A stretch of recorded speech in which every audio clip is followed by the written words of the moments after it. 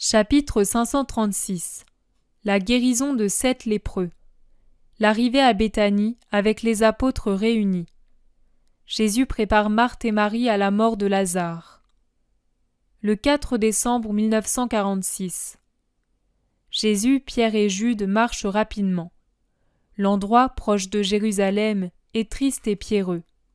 Comme je ne vois pas les arbres du mont des Oliviers, mais un monticule, ou plutôt des monticules, peu ou pas du tout verdoyants à l'ouest de la ville, au nombre desquels se trouve le triste Golgotha, je pense être vraiment en dehors de la cité, du côté occidental.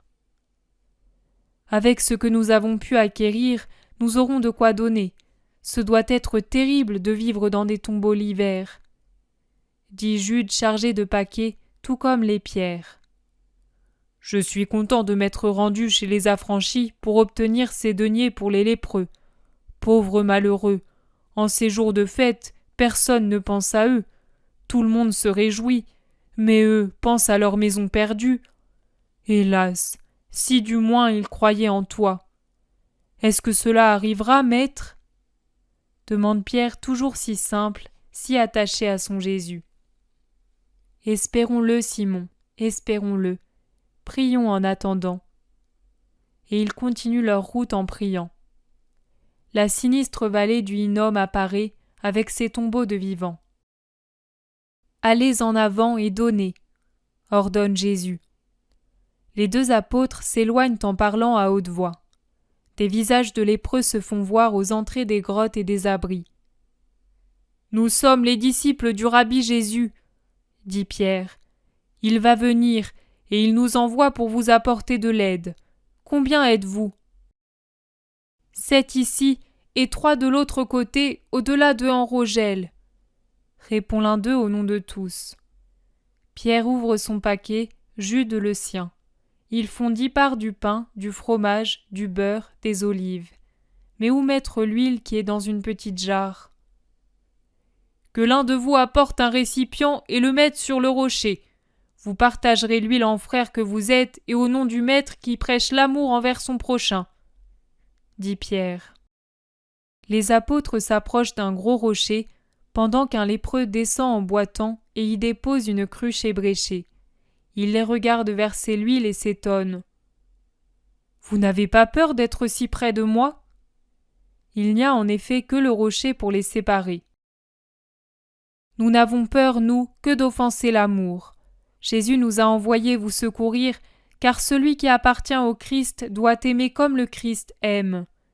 Puisse cette huile ouvrir votre cœur, lui apporter la lumière comme si déjà elle était allumée dans la lampe de votre cœur. Le temps de la grâce est venu pour ceux qui espèrent dans le Seigneur. Ayez foi en lui, il est le Messie et guérit les corps et les âmes. Il peut tout, car il est l'Emmanuel, déclare Jude qui en impose toujours par sa dignité. Le lépreux reste avec sa cruche dans les mains et le regarde comme fasciné. Puis il dit « Je sais qu'Israël a son Messie. Les pèlerins qui viennent en ville à sa recherche en parlent, et nous écoutons leur conversation. Mais moi, je ne l'ai jamais vu, car je suis arrivé depuis peu. Et vous assurez qu'il me guérirait ? Parmi nous, certains blasphèment contre lui, d'autres le bénissent, et moi, je ne sais qui croire. Ceux qui le maudissent sont-ils bons ? Non, ils sont cruels et ils nous maltraitent. Ils veulent les meilleures places et les plus grosses parts.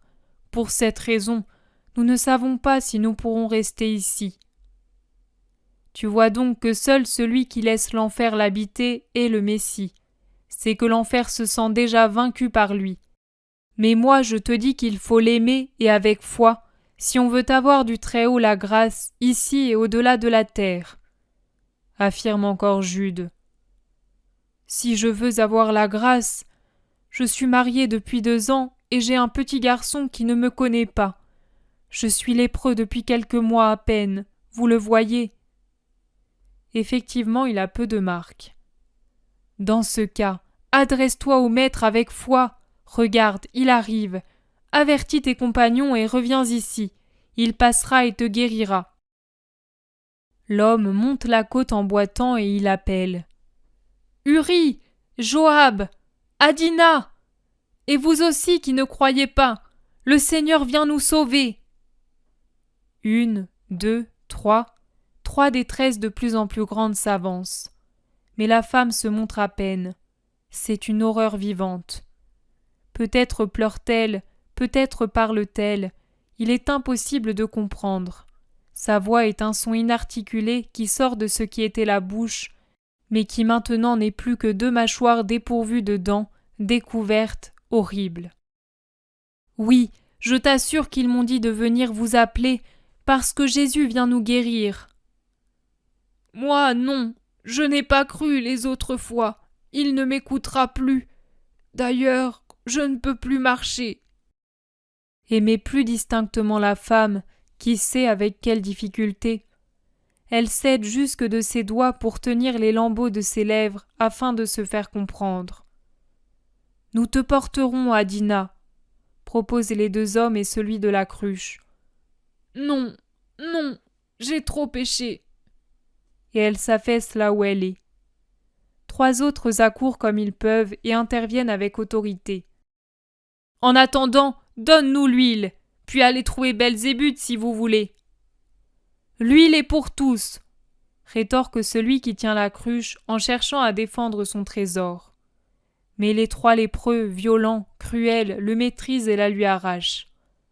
Voilà, c'est toujours comme ça. Nous avions enfin un peu d'huile après si longtemps. Mais le maître arrive. Allons le trouver. Tu ne viens vraiment pas, Adina ? Je n'ose pas. Les 3 hommes descendent vers le rocher et s'arrêtent pour attendre Jésus ainsi que les apôtres partis à sa rencontre. Et une fois qu'il est arrivé, ils crient « Aie pitié de nous, Jésus d'Israël! Nous espérons en toi, Seigneur !» Jésus lève la tête. Il les dévisage de son regard inimitable et demande « Pourquoi désirez-vous la santé ? Pour nos familles, pour nous, c'est horrible de vivre ici. Vous n'êtes pas seulement chair, mes enfants, vous avez une âme aussi, et elle a plus de valeur que la chair. C'est d'elle que vous devez vous préoccuper. Ne demandez donc pas seulement la guérison pour vous, pour vos familles, mais surtout pour avoir le temps de connaître la parole de Dieu et de vivre pour mériter son royaume. Êtes-vous des justes ? Devenez-le davantage. Êtes-vous des pécheurs ? Demandez de vivre pour avoir le temps de réparer le mal que vous avez commis. Où est la femme ? Pourquoi ne vient-elle pas ? Elle n'ose pas affronter le visage du Fils de l'homme alors qu'elle n'a pas craint d'avoir à rencontrer le visage de Dieu quand elle péchait ? Allez lui dire qu'il lui a été beaucoup pardonné à cause de son repentir et de sa résignation, et que l'Éternel m'a envoyé pour absoudre tous les péchés de ceux qui se sont repentis de leur passé. Maître, Adina ne peut plus marcher. Allez l'aider à descendre ici et apportez un autre récipient. Nous vous donnerons encore de l'huile. Seigneur, il y en a à peine pour les autres, lui glisse Pierre à voix basse pendant que les lépreux vont chercher la femme. Il y en aura pour tous. Aie foi, car il est plus facile pour toi d'avoir foi sur ce point qu'il ne l'est pour ces malheureux de croire que leur corps redeviendra ce qu'il était. Pendant ce temps, là-haut dans les grottes, une rixe a éclaté entre les 3 mauvais lépreux à propos de la répartition de la nourriture. La femme descend, portée dans les bras, et elle gémit comme elle le peut. « Pardon, pour le passé, pour n'avoir pas demandé pardon les autres fois. Jésus, fils de David, aie pitié de moi. » Il la dépose au pied du rocher et place sur celui-ci une sorte de marmite toute bosselée. Jésus demande « Qu'en dites-vous ? Est-il plus facile d'augmenter la quantité d'huile contenue dans un vase ou de faire repousser la chair là où la lèpre l'a détruite ?» Un silence. Puis la femme déclare « La quantité d'huile, mais aussi la chair parce que tu peux tout. Et tu peux même me rendre l'âme de mes premières années. Je crois, Seigneur. » Ce sourire divin, c'est comme une lumière qui se répand, pleine de douceur, de joie, de tendresse. Elle est dans ses yeux, sur ses lèvres et dans sa voix quand il dit « En raison de ta foi, sois guéri et pardonné, et vous de même. Prenez aussi de l'huile et de la nourriture pour vous restaurer, et allez vous montrer au prêtre comme cela est prescrit. Demain à l'aube, je reviendrai avec des vêtements, et vous pourrez partir en respectant la décence. Allons, louez le Seigneur, vous n'êtes plus malade. » Jusqu'à ce moment, ils avaient les yeux fixés sur le Seigneur, mais tout à coup, ils se regardent et crient leur stupéfaction. La femme voudrait se redresser, mais elle est trop nue pour le faire. Son vêtement tombe en lambeaux et ne cache plus sa nudité. Elle reste à moitié dissimulée par le rocher, par pudeur, pudeur qui n'est pas due seulement à la présence de Jésus, mais aussi à celle de ses compagnons. Les traits de son visage sont recomposés, plus amaigris seulement à cause des privations. Elle pleure en répétant « Béni, béni, béni !» Et ces bénédictions se mêlent au blasphème horrible des 3 mauvais lépreux, rendus furieux de voir les autres guéris. Ordure et pierre volent.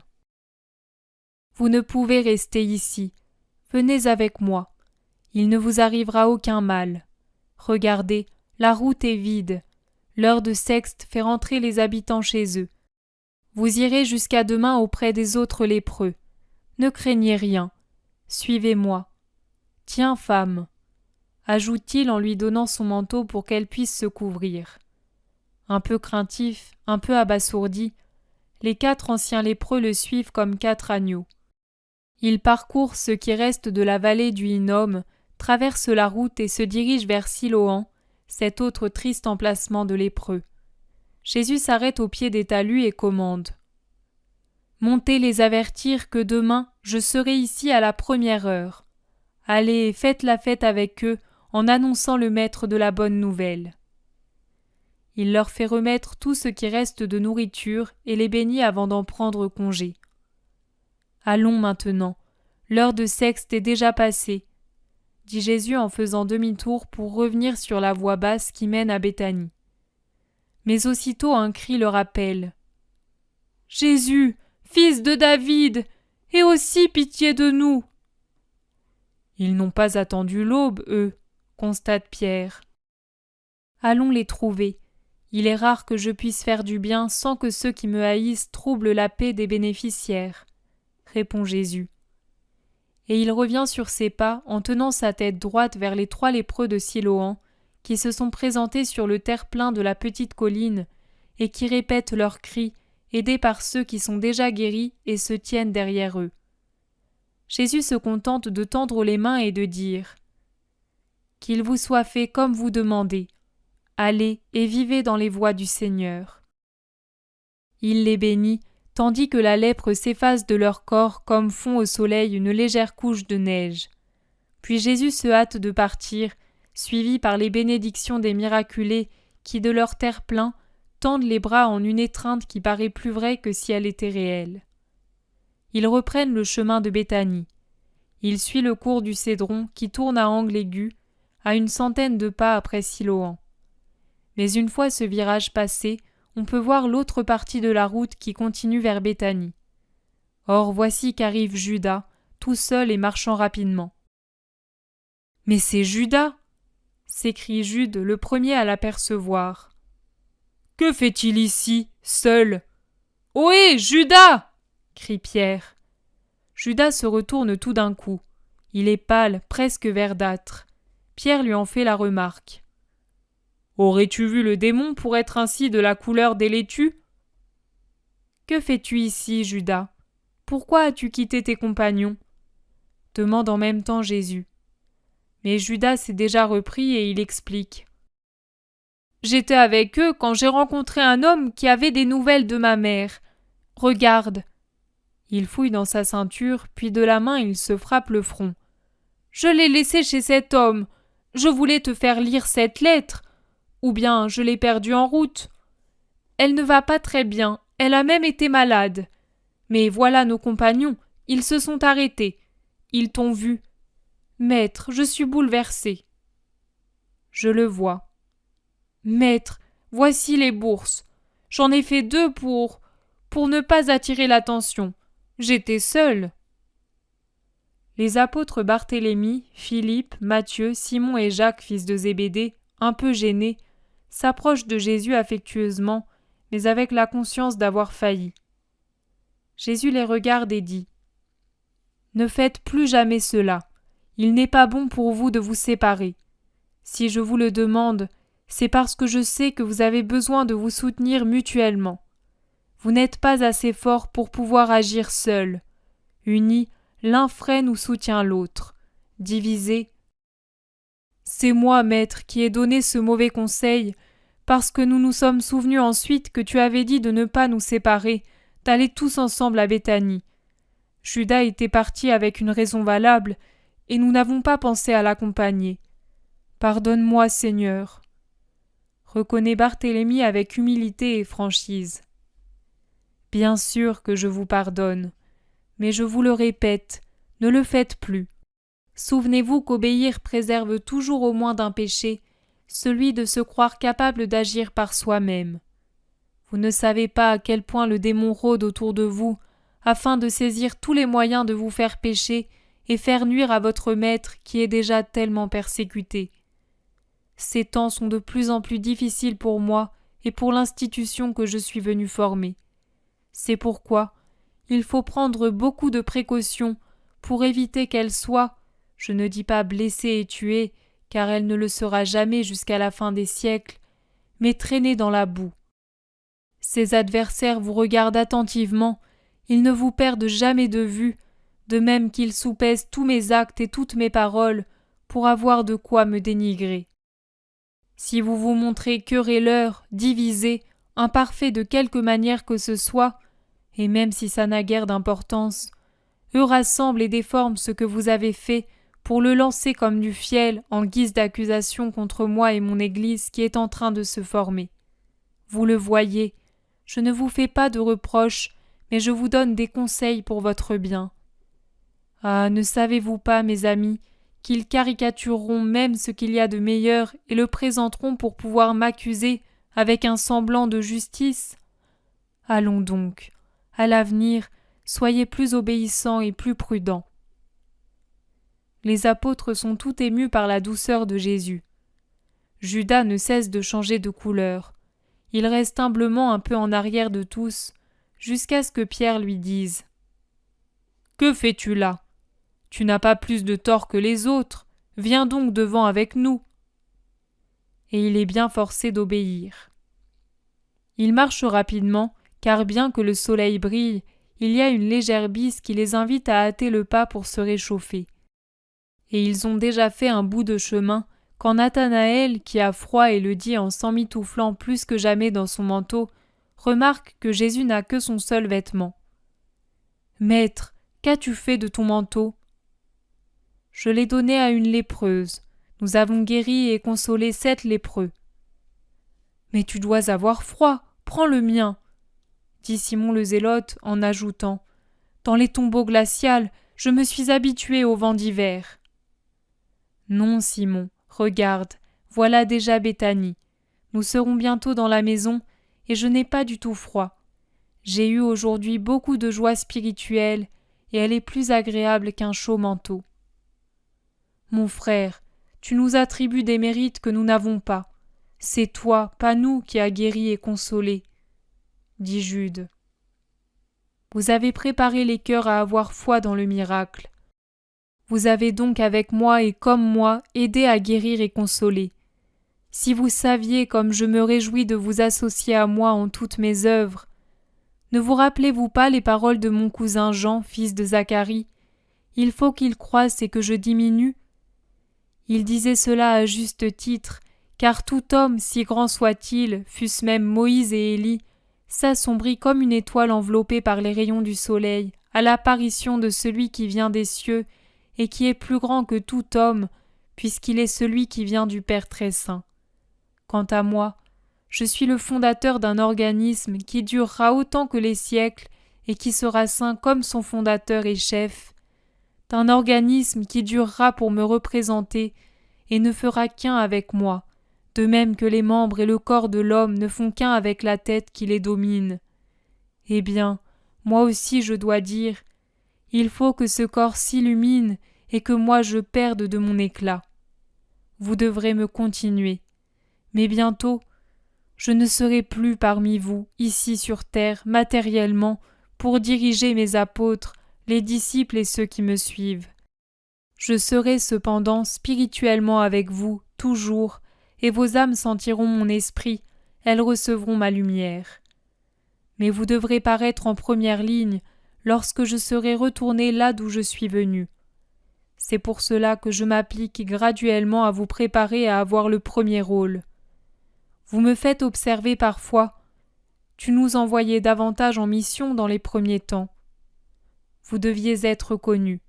Maintenant que vous l'êtes, maintenant que pour ce petit coin de la terre vous êtes déjà les apôtres, je vous garde toujours unis à moi, participant à toute mon action, de façon que le monde dise « Il les a associés aux œuvres qu'il accomplit, parce qu'ils resteront après lui pour le continuer. » Oui, mes amis, vous devez être toujours plus en avant, devenir plus éclairés, me continuer, être moi, pendant que moi, comme une mère qui lentement cesse de soutenir son petit enfant qui a appris à marcher, je me retire. Ce passage ne doit pas être brusque.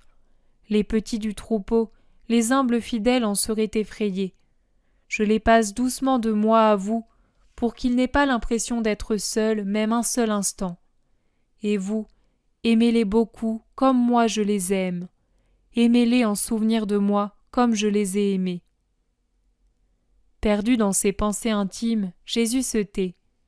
Il en sort seulement quand, un peu en dehors de Béthanie, il rencontre les apôtres qui arrivent par l'autre chemin. Une fois réunis, il continue vers la maison de Lazare.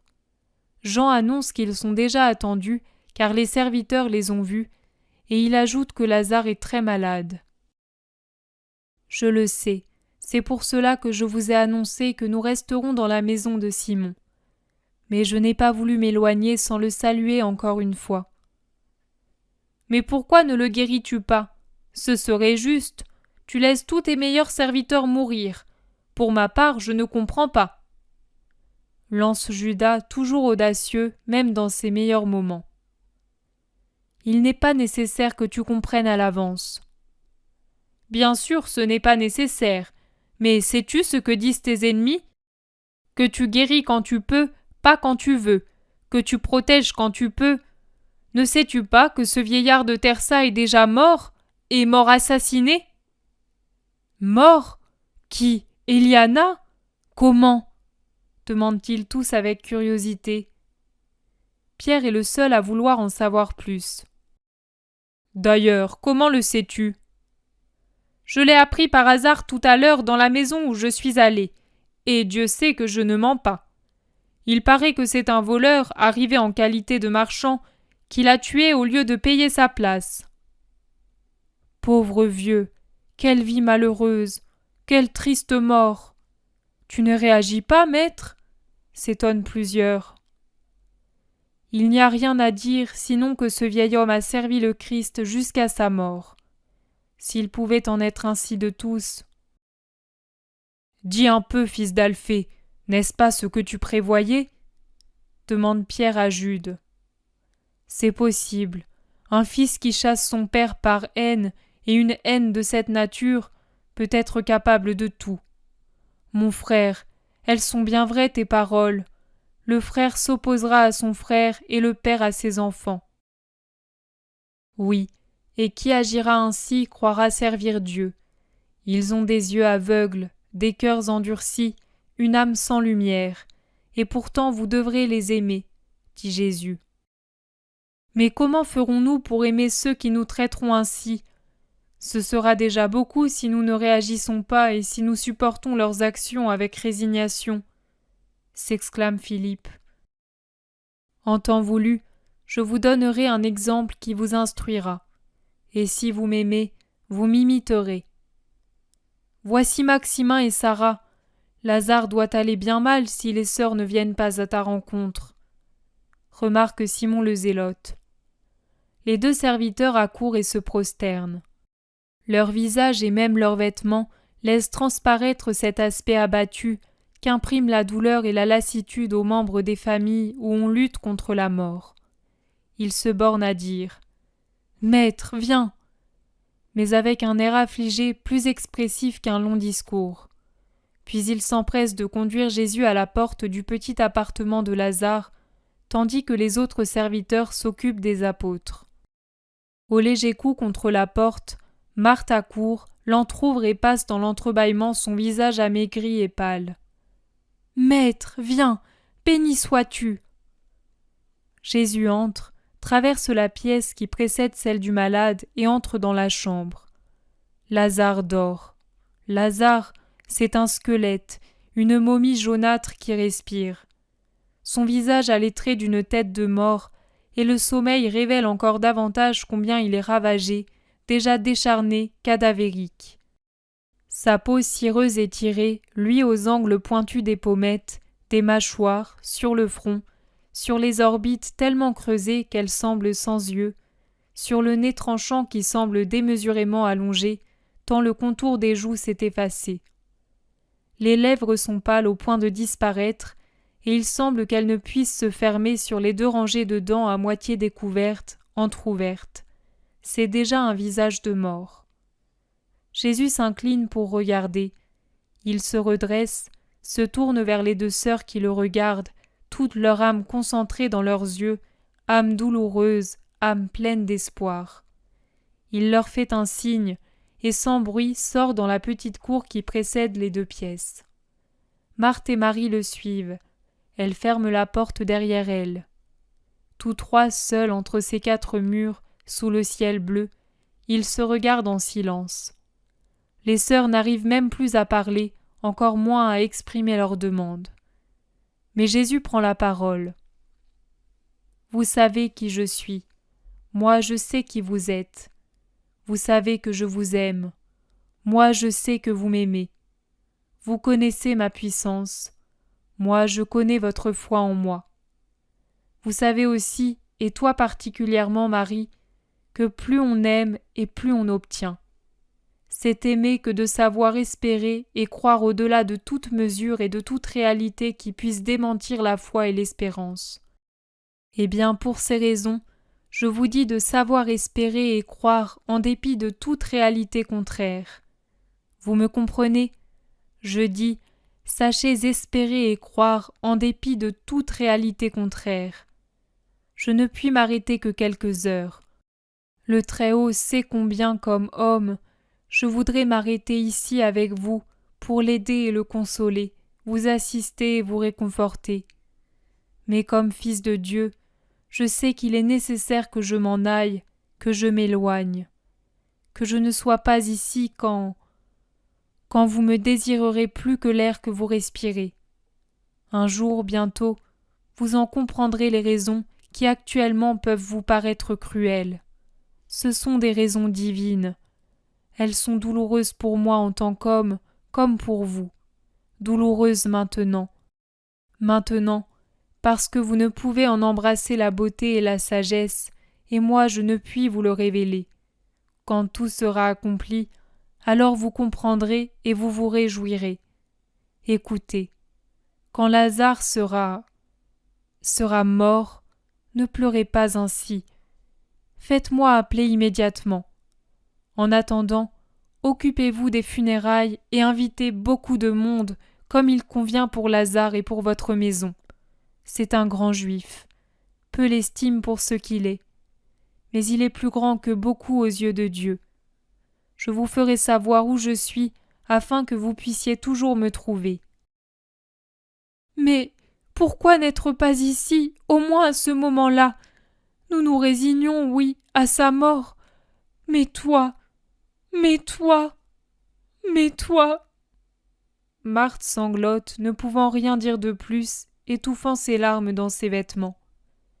Marie, au contraire, regarde Jésus fixement, comme hypnotisée, mais elle ne pleure pas. Sachez obéir, sachez croire, espérer, sachez dire toujours oui à Dieu. Lazare vous appelle. Allez-y, je vais venir bientôt. Et si je n'ai plus la possibilité de vous parler à part, rappelez-vous ce que je vous ai dit. Et tandis qu'elle rentre en toute hâte, Jésus s'assied sur un banc de pierre et prie.